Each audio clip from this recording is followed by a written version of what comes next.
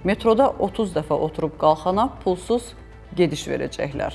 Bizim ölkədə yox, amma bilmək istəyirsinizsə hansı ölkədə, mütləq bizə baxın. Eyni zamanda Temudan aldığı kipriklərlə gözlərini infeksiya salan xanımın hekayəsini də eşidəcəksiniz. Bütün bunlardan əlavə səhər yeməyini yemək lazımdır, yoxsa yox? Bu sualın cavabını da biləcəksiniz. Bununla bərabər bir sıra başqa maraqlı xəbərlərimiz də var.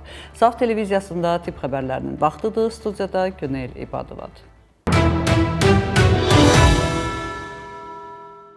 Oynaq ağrılarından bir çoxumuz əziyyət çəkirik, xüsusilə də 40 yaşını keçəndən sonra. Bəs onun müalicəsi varmı? Məsələn, səhiyyə mütəxəssisi deyir ki, tamamilə müalicə etmək mümkün deyil. Bəs nə etməli? Sualın cavabını indi biləcəksiniz. Artritin bütün formalarının qarşısını tam şəkildə almaq mümkün olmasa da, riskləri azaltmaq və prosesin irəliləməsini ləngitmək olar. Bu fikri Səhiyyə Nazirliyi Elmi Tədqiqat Travmatologiya və Ortopediya İnstitutunun travmatoloq ortopedi Gülnar Bağışova səhiyyə.gov.az saytına verdiyi müsahibədə deyib. Mütəxəssis bildirib ki, bunun üçün düzgün həyat tərzi və profilaktik tədbirlər vacibdir. Çünki artıq çəki oynaqlara əlavə yük yaradır. Bundan əlavə aktiv həyat tərzi oynaqları gücləndirir. Həmçinin omega-3 yağ turşuları, D vitamini, kalsium və antioksidantlarla zəngin qidalar qəbul etmək çox vacibdir. İnfeksiyaların vaxtında müalicəsi bakterial artrit riskini azaldır. Eyni zamanda periodik tibbi müayinələr erkən mərhələdə aşkarlanma müalicəni asanlaşdırır, deyə travmatoloq ortoped əlavə edib. Doktor Gülnar Bağışova qeyd edib ki, ən əsası ağrı və sərtlik uzun müddət davam edərsə, öz başına dərman qəbul etmədən mütləq həkimə müraciət olunmalıdır. Erkən diaqnoz və düzgün müalicə sayəsində xəstəliyin fəsadlarının qarşısını almaq mümkündür. Köhnə bir deyim var. O qədər varlı deyiləm ki, ucuz nəsə alım. Həqiqətən də ucuz nəyisə almaq nəticə etibarilə çox böyük xərclərə səbəb olur. Məsələn, ucuz ayaqqabının nəticəsində bir sıra ayaq xəstəlikləri tapmaq olur. Ucuz geyim də bədəndə bir sıra allergik reaksiyalar yaradır. Ekranda gördüyünüz bu xanım isə Temudan ucuz kiprik alıb. Nəticədə isə əməliyyatlı olub. Türkiyədə yaşayan Silmek adlı ilə tanınan sosial media bloqeri onlayn alış-veriş platforması olan Temudan aldığı kosmetik məhsul səbəbilə sağlamlıq problemi yaşayıb. Bloqerin sözlərinə görə Temudan sifariş etdiyi süni kiprik yapışdırıcısı göz nahiyəsində ciddi infeksiyaya səbəb olub. İnfeksiya əvvəlcə sadə bir absə kimi, yəni bədənin hər hansısa bir yerində toplanan irinli boşluqla başlayıb. Lakin istifadə etdiyi dərmanlara baxmayaraq sağalmayıb və nəticədə infeksiya çevrilib. Daha sonra irinli nahiyə həkim müdaxiləsi ilə götürülüb. Bloger yaşadığı bu çətin təcrübəni izləyiciləri ilə bölüşərək Temudan alınan məhsulların təhlükəli ola biləcəyinə diqqət çəkib. Qeyd edək ki, bu Temu platformasında satılan məhsulların keyfiyyətsizliyi ilə bağlı yayılan ilk şikayət deyil. Sosial şəbəkələrdə bir çox istifadəçi platformadan aldıqları məhsulların sağlamlıq və təhlükəsizlik baxımından uyğun olmadığını bildirir.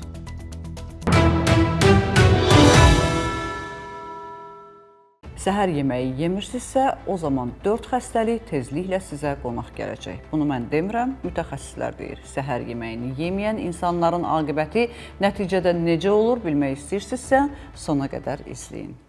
Səhər yeməyi ilə imtinanın 4 zərəri. Ningxia Tibb Universitetinin alimləri müəyyən ediblər ki, müntəzəm olaraq səhər yeməyindən imtina etmək metabolik sindromun yaranma riskini artırır. Bu sindrom piylənmə, yüksək təzyiq, qanda şəkər və xolesterin səviyyəsinin artması kimi bir sıra pozuntuları əhatə edir. Tədqiqatın nəticələri Nutrients jurnalında dərc olunub. Araşdırmaya 10 minlərlə insanın iştirak etdiyi 9 elmi işin məlumatları daxil edilib. Analiz göstərib ki, səhər yeməmək metabolik sindromun yaranma ehtimalını 10-26% artırır. Ən güclü əlaqələr qarın boşluğunda pi toplanması və qanda artıq qlukoza ilə müşahidə olunub. Alimlərin fikrincə səhər yeməyi metabolizmin sabitliyini qorumağa kömək eləyir. Əvvəlki araşdırmalarda göstərib ki, səhər yeməyi yeyən insanlar gün ərzində qida qəbulunu daha yaxşı idarə eləyir və duzlu, şəkərli, yağlı qidalara meylləri azalır.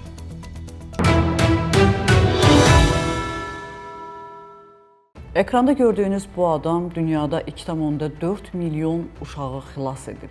Necə? Onun qızıl əl deyilən bədənində, qanında elə bir maddə var imiş ki, onun sayəsində ölümcül xəstəliyə tutulan uşaqlar sağalırmış. Baxaq görək hansı maddədir və bu insan nə qədər qan verib ki, bir belə körpənin həyatını xilas edə bilib. Qanı ilə milyonlarla körpənin həyatını xilas edən Qızıl Əl ləqəbli James Harrison niyə tibb tarixinin qəhrəmanıdır? Avstraliya sakininin qan plazması nadir rast gəlinən anti-D antitelinə malik olub. 18 yaşından başlayaraq hər 2 həftədən bir yarım litr qan plazması verib. Bu fəaliyyətini 63 il ərzində dayandırmadan davam etdirib. Ümumilikdə onun verdiyi plazmadan hazırlanan preparatlar 2,4 milyon körpənin həyatını xilas eləyib. Onun fəaliyyəti Avstraliya Qırmızı Xaç Qan Xidməti tərəfindən yüksək qiymətləndirilib və adı Guinnessin Rekordlar kitabına daxil edilib. Harrisonun qanı rezus konflikt adlanan və hamiləlik zamanı ana ilə döl arasında yaranan ciddi immunoloji problemi aradan qaldırmaq üçün istifadə olunan xüsusi immunoglobulini hazırlamasında əsas rol oynayıb. Bu problemə görə keçmişdə hər ikinci rezus mənfi qadının körpəsi anemiya və ya digər ağır fəsadlardan ölüb. James Harrisonun qanı isə bu məsələdə köməkçi vasitələrdən biri hesab olunub.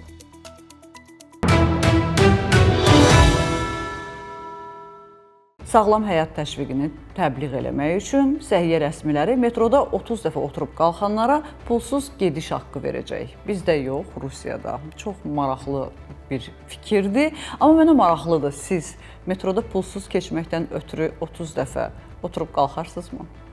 Şərhlərdə mütləq fikirlərinizi yazın. 30 dəfə otur, qalx və pulsuz metro girişi qazan. Sağlam həyat tərzini təşviq etmək məqsədi ilə Moskva metropolitenində maraqlı və qeyri-adi təşəbbüs həyata keçirilib. Sərnişinlər metro biletini pulla deyil, fiziki hərəkətlə, yəni cəmi 30 dəfə oturub qalxmaqla əldə edə bilər. Bu təşəbbüs Rusiya Olimpiya Komitəsi tərəfindən həyata keçirilir. Fiziki hərəkətləri stimullaşdırmaq üçün quraşdırılmış xüsusi aparat, videokamera və hərəkət sensorları ilə təchiz olunub. Sistem insanın hərəkətlərini dəqiq şəkildə qeydə alır və yalnız düzgün icra olunmuş 30 hərəkət müqabilində metro bileti təqdim edilir. Aparatı aldatmaq mümkün deyil. Texnologiya bədən hərəkətlərini dəqiq analiz edir. Mütəxəssislər 30 dəfə oturub qalxmaq hərəkətinin qan dövranını artırdığını, əzələ tonusunu yaxşılaşdırdığını, bədən metabolizmini aktivləşdirdiyini və stress səviyyəsini azaltdığını vurğulayıb. Həmçinin bu cür hərəkətlər aşağı hərəkətli həyat tərzinin fəsadlarının qarşısını almağa kömək edir. Layihə çərçivəsində hər ehtimala qarşı aparatın yanında tibb işçiləri və təhlükəsizlik əməkdaşları fəaliyyət göstərir. Bu, bədənində hərəkət məhdudiyyəti olan və ya sağlamlıq problemi yaşayan şəxslərin risklərdən qorunmasına yönəlib.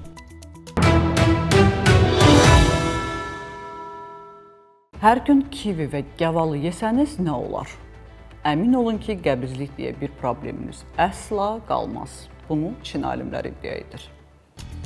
Hər gün kivi və gavalı yesəniz qəbizlikdən qurtula bilərsiniz. London Kral Kollecinin alimləri tərəfindən hazırlanan və Journal of Human Nutrition Dietetics jurnalında dərc edilən yeni araşdırma göstərib ki, gündə bir neçə kivi yemək qəbizliyin qarşısını almağın ən sadə və təsirli yollarından biridir. Tədqiqat rəhbəri Dr. Erini Dimidinin sözlərinə görə qəbizliyə qarşı mübarizədə ilk addım pəhrizdə lifli qidaları artırmaqdan çox meyvə və minerallı su qəbulunu gücləndirməkdir. O, gündə 2-3 kivi və ya 8-10 gavalı yeməyi tövsiyə edir. Kivinin tərkibindəki lif nəcis həcmini artırır, bağırsaq hərəkətlərini aktivləşdirir və orqanizmdə su balansını tənzimləyərək nəcisi yumşaldır. Alimlər bildirirlər ki, minerallarla zəngin su, xüsusilə maqnezium tərkibli sular adi kran suyundan daha effektlidir. Maqnezium oksid əlavələri isə qarın ağrısı, köp və gərginlik kimi simptomları azaldır. Layihəni müəyyənləşdirən Britaniya Dietologlar Assosiasiyası yeni təlimatları dərmansız və elmi əsaslı qidalanma yanaşmasının mühüm addımı kimi qiymətləndirilib.